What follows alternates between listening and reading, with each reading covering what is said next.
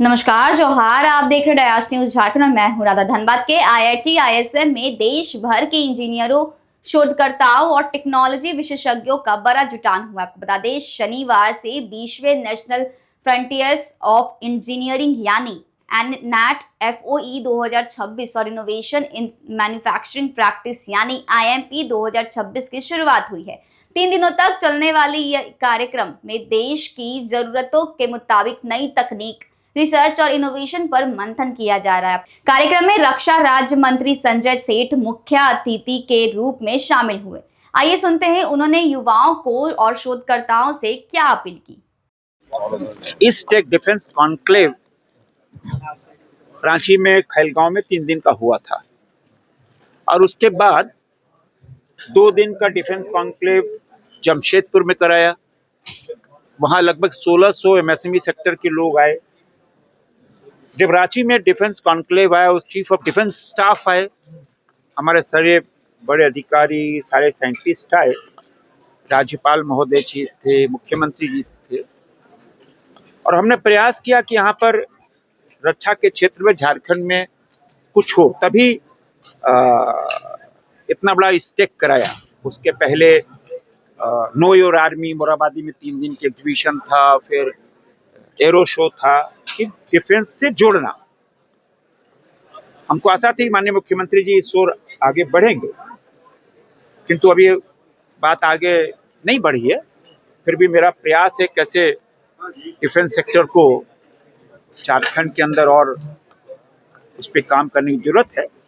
आगे हम बात कर रहे थे IMSN यहाँ पर कि एक डिफेंस कॉन्क्लेव धनबाद के अंदर भी हो, ऐसा प्रयास है। देखते हैं क्या होता है। एचईसी में तो पहले भी हुआ करता था मैन्युफैक्चरिंग वगैरह, आज तो वो सब चल रहा है। यहाँ के स्टूडेंट्स कई तरह की आपने अपेक्षाएं की हैं आगे। हाँ, देखो हमारा जो यूथ है यही मैन पावर है हमारा। 35 साल के ऐसे 62 करोड़ लोग हैं। एक्सपर्ट बता रहे हैं कि 2029 में 25 साल की वृद्ध हो जाएंगे। यूथ के पास इनोवेशन, देश आगे बढ़ रहा है। देश में स्टार्टअप, सेमीकंडक्टर की ओर बढ़ा है। एमएसएमई सेक्टर देखो, स्टार्टअप आज से 12 साल पहले 600 स्टार्टअप थे, आज 2,36,000 स्टार्टअप है। आज 8 करोड़ के ऊपर एमएसएमई सेक्टर है। तो देश के पास कहते हैं ना एक पावर है। देश बड़ी तेजी से बढ़ा है। हम $4 ट्रिलियन की इकोनॉमी हो गए, दुनिया की चौथी सबसे बड़ी आर्थिक शक्ति। सामने चैलेंज है दुनिया की तीसरी सबसे बड़ी आर्थिक शक्ति, $5 ट्रिलियन की। देश आगे बढ़ा है। क्रिटिकल मिनरल्स में भी अभी जो रांची में भी एक छात्रों का आंदोलन चल रहा है इन कंपैरिजन टू दिल्ली का जो आंदोलन चल रहा है। देखो हम कंपैरिजन, देखो हम तो झारखंड के युवाओं को सैल्यूट करेंगे कि देखो भारत दुनिया का सबसे बड़ा लोकतांत्रिक देश, और लोकतांत्रिक पद्धति से जो हमारे झारखंड के बच्चों ने अपनी मांगों को रखा, अद्भुत है। कोई भी अशब्द नहीं कहे गए। आज आधा महीना बीत गया, 15 दिन हो गए। कोई देशद्रोही नारे नहीं लगे, कोई जाति सूचक नारे नहीं लगे, कोई गालियां नहीं बकी गई किसी को। किसी माने कहते हैं ना खराब प्रदर्शन, कुछ भी बोल दिया।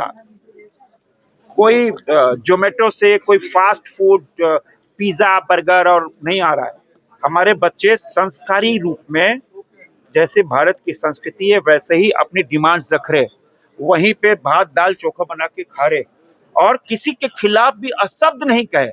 ये पूरे देश के लिए एक संदेश झारखंड के युवाओं ने दे दिया कि कैसे हम अपनी मांगों के लिए प्रदर्शन धरना कर सकते हैं। आज दुर्भाग्य है कि आधा महीने बीत जाने के बाद भी झारखंड की सरकार आधा कदम नहीं बढ़ी है। सीबीआई जांच की मांग और वार्ता हुई, कुछ क्या हुआ? वार्ता क्या दिन है? अरे भाई, छात्र क्या बोल रहे हैं? सीबीआई जांच करा दो, ईडी की जांच करा दो, क्योंकि इसमें पैसे का इन्वॉल्वमेंट है। करोड़ों करोड़ रुपए पोस्ट डेटेड चेक बरामद हुए हैं, तो ईडी जांच करेगी। सीबीआई, क्योंकि ये पेपर का लीक का मामला नहीं है, यहाँ तो सीट बिकने का मामला है। खुद सीआईडी के सामने अभय तिवारी ने क्या कहा, 80-80 लाख रुपए लेते तो उसका पैसा आधा लग जाता था। सीबीआई जांच करा लो। आप कैसे 1.5 करोड़ रुपया दो डीएसपी बन जाओ, 80 लाख रुपया दो आप जूनियर इंजीनियर बन जाओ, फॉरेस्ट का रेंजर बनना है 50 लाख दे दो, सहायक आचार्य बनना है 20 लाख दे दो, खुला रेट था, सीबीआई जांच करा दो। तीसरा इन्होंने कहा कि भाई जेपीएससी और जेएसएससी के जो एग्जाम उसको रद्द करो। यही 3 डिमांड है ना। अब इसके लिए 15 दिन से छात्र आंदोलन कर रहे हैं खुले आकाश के नीचे भारी बारिश में। अब तो आप बोल रहे हो कल वार्ता का समय नहीं भाई, आपको तुरंत डिसीजन लेना चाहिए था, very first day, within 24 hours. क्या आपत्ति थी? इसके मतलब सीआईडी जांच एक कहते हैं ना भ्रम है, आईवॉश है। जिस तरह शराब घोटाले को, जिस तरह लैंड घोटाले को, जिस तरह कोयला घोटाले को, जिस तरह बालू घोटाले को आपने सीआईडी जांच कराकर उसको सब साइड में कर दिया। यही चिंता है। मैंने माननीय मुख्यमंत्री से अपील है कि तुरंत ही, इसमें कोई वार्ता का सवाल ही नहीं है भाई, कोई एक टेबल वार्ता का सवाल है। हमारे बच्चे खुले आकाश के नीचे बैठकर बारिश में, भारी बारिश हो रही है, सीबीआई की जांच मांगने क्या आपत्ति भाई? आपको तो तुरंत कर देना चाहिए। मेरा पुनः आग्रह है कि ये सब ड्रामा छोड़ो कि हम छात्रों को बुला रहे हैं, हम कमेटी बना दिए, नहीं।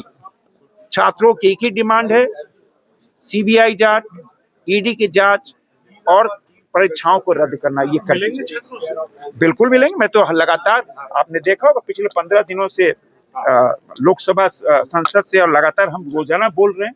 और जिस तरह छात्र, देखो हमारे 16 बच्चे मृत्यु हो गई जिनकी सिपाही दौड़ में, 1 रुपया सरकार ने नहीं दिया। क्या इतनी असंवेदनशील, असहज, इतनी डेस्परेट कोई सरकार हो सकती है क्या?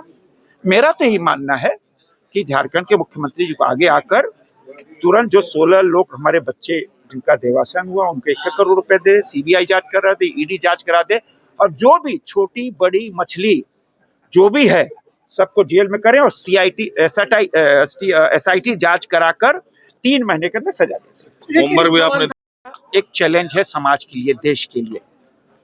इसीलिए हमने आज अपने युवाओं को, अपने बच्चों का, हमने उनको नहीं कहा है, उनको कहा है कि आप मोटिवेट करो कि हमारे समाज से नशा शरीर बर्बाद करता है, परिवार बर्बाद करता है। और फिर राखी में बहन उदास हो जाती है कि हमारा भाई को हम किसको राखी बांधेंगे। हमारे माता पिता वृद्ध हो जाते हैं, उनका सहारा छिन जाता है। इसीलिए समाज में नशा मुक्त हो, समाज इसको हटाए। दूसरा, टीबी मुक्त भारत। दुनिया ने कहा है कि 2030 तक हम दुनिया से टीबी हटा देंगे, हम सब उससे पहले करें। यही एक चैलेंज है।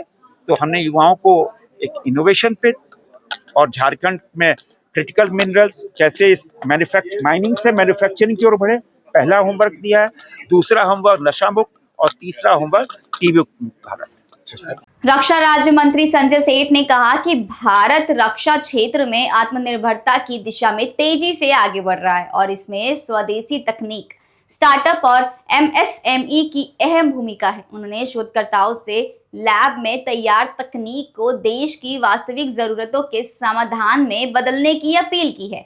8 से 10 अगस्त तक चलने वाले इस कार्यक्रम में देश भर के विशेषज्ञ इंजीनियरिंग, मैन्युफैक्चरिंग और इनोवेशन के नए आयामों का चर्चा करेंगे। और ऐसे ही तमाम खबरों के लिए देखते रहिए डायार्स न्यूज़। धन्यवाद।